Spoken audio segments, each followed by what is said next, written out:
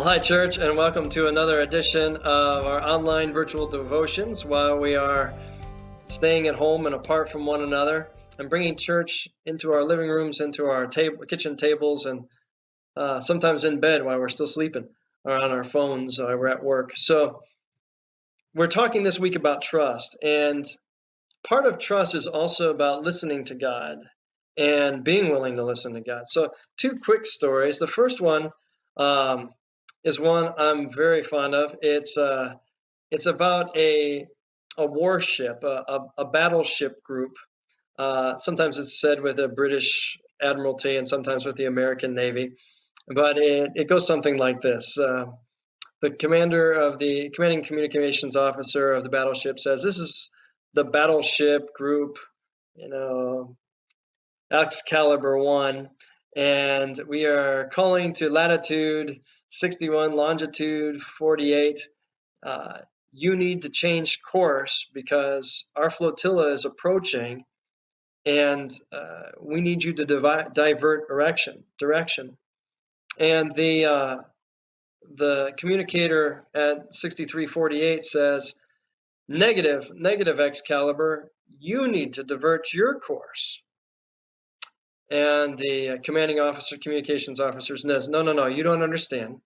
This is a battleship group, Excalibur, and I'm demanding commercial craft, unidentified commercial craft, that you divert your direction immediately to, and he gives them some coordinates, or we will run into you. He says negative. 6348 says negative. We cannot comply. Please, we say divert your course immediately, so that you don't run into us. Finally, the commander of the warship says, "Listen, I'm a commander of a battleship group of 12 ships, one battleship, 3 cruisers, 8 destroyers. We will fire upon you if you do not move and direct your course to latitude, longitude, XYZ." And there's a pause, and the communication on the other end at latitude 6848, and I'm making these coordinates up. Anybody in nautical navigation will know this.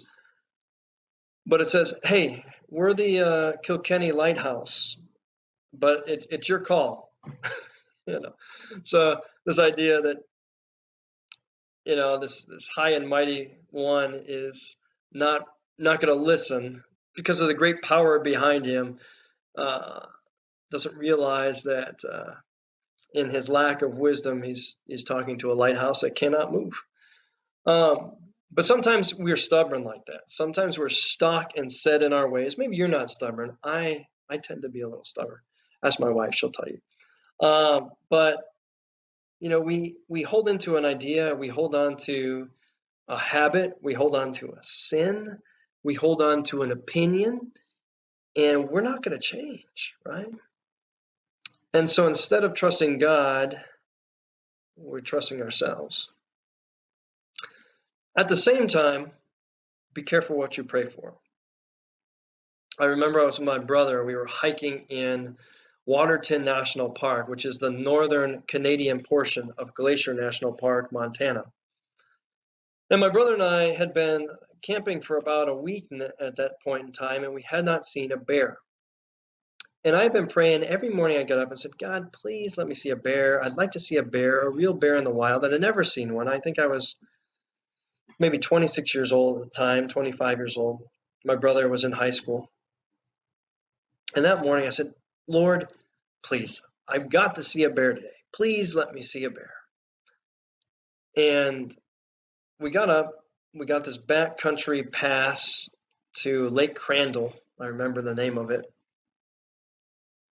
And I should have known in the office when we were applying for this pass, because the guy behind the counter, he said, "You sure you want Lake Crandall? Don't you want Mount Crandall? There's a nice campground there. There's a lot of people there. Lake Crandall's kind of remote. It's kind of off the beaten trail." You say that? "You sure?" And he said it like 3 times. I'm like, "Listen, buddy, I want to go to Lake Crandall, right?" So my brother and I are hiking out to this remote backcountry site. and we're setting up our camp.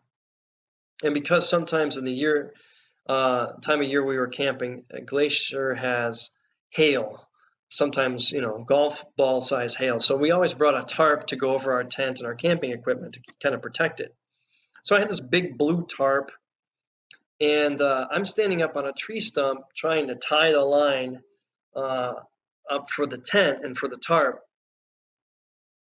And out of my peripheral vision, out of the corner of my eye, I look and I see what I thought was a big elk about 10 yards behind my brother, who is staking in the tent. And I turned to him and said, "Hey, Will, look at the..."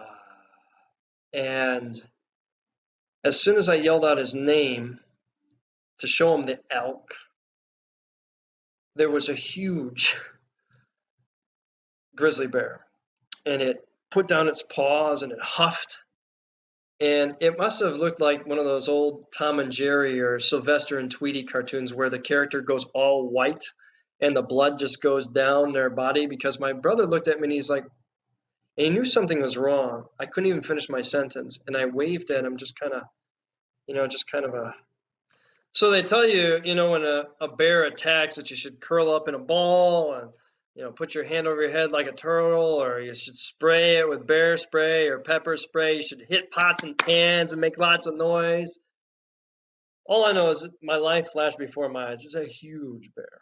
And I thought in that moment, it was like time slowed down like no other point in my life. I thought, I turned sideways, tried to make myself small, less intimidating, because it was clear that when I yelled to my brother, I had startled the bear, and he huffed, he put his paws down, and I thought he's going to charge me or my brother, and we're both going to die out here.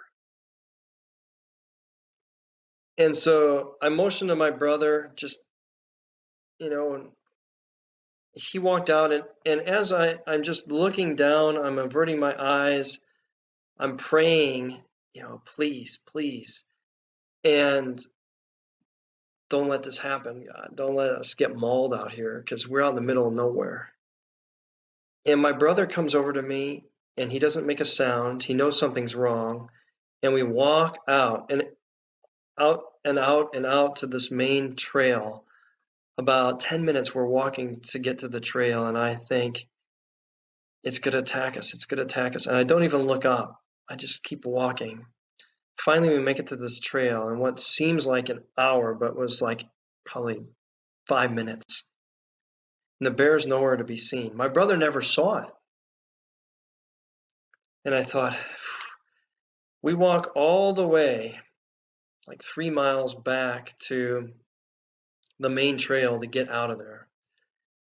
And I start dry heaving. My nerves are so, my heart is racing so much. And he says, "What happened?" And I tell him about this bear. So I saw a bear. I prayed to see a bear. I guess I didn't ask specifically how I wanted to see a bear, but God answered that prayer in a way that was different than I had imagined. Thank God I lived to talk about it. But we often think, I'm just going to ask this of God, and I'm going to ask things of God and pray for what I want. We do that all the time, but we never really think about what is that we're really asking for sometimes, and what are the ramifications to ourselves, to others. Sometimes we pray for things, and the answer is just simply no. Sometimes a prayer is an answer that we don't want to hear. But prayer, to me, is a deep part of trusting God. And it's kind of like that story in Joshua chapter 24, where Joshua and the people of Israel are about to cross into the land of promise. Joshua says, "All right, listen, it's been a long time since we've come out of Egypt. And there's all these other gods that you've acquired from all these other people. There's all these other things you can pursue. Today, it might be, fame. It might be personal fortune, early retirement. It might be popularity. It might be a sculpted physique. It might be, to a relationship." And Joshua says, You choose this day who you're going to serve. But as for me and my house, we're going to serve the Lord. We're going to choose, no matter what, whether it's easier or more difficult as we cross this river, we're going to serve God because that's what we believe is the right thing to do. And we're going to trust God above everything else, above any leadership, above the power of any army or princes. We're going to trust God. And so in the wide, wide world of things, my brothers and sisters, whether it was before this pandemic or during it, whether it's a Republican president or a Democrat, whether Senate's controlled by one party or the other, or the Supreme Court's conservative or liberal, at the end of the day, what do we put our trust in? Sure, we might have our own preferences and our own, likes and dislikes and ideologies.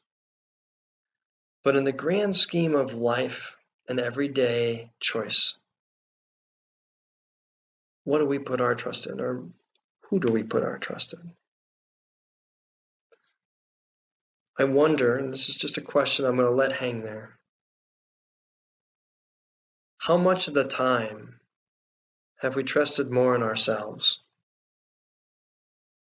than we've trusted in Jesus? I'll close with one last thing. I know this one's a long one, but a mountain climber, I think I've said this before, maybe on a devotion, so excuse me if I have.